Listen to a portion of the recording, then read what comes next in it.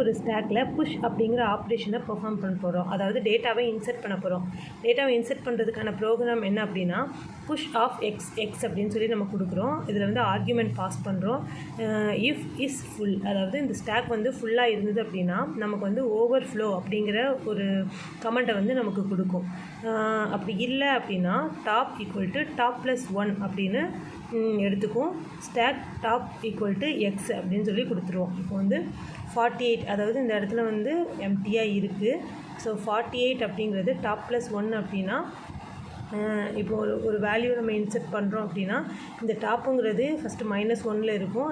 அது வந்து top plus 1னா -1லேருந்து +1 இந்த இதுக்கு போயிடும். ஸோ 0ங்கிற இடத்துல இந்த பாயிண்டர் வந்து காட்டும்.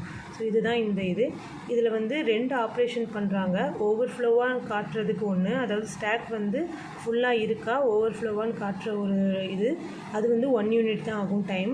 அப்புறம் அடுத்தது வந்து இந்த டாப் அப்படிங்கிற கர்சர் வந்து இன்செர்ட் பண்ண டேட்டாவுக்கு நேராக மூவ் ஆகும், கடைசியாக இன்செர்ட் பண்ண டேட்டாவுக்கு. ஸோ இதுவுமே 1 யூனிட் தான் ஆகும் டைமு.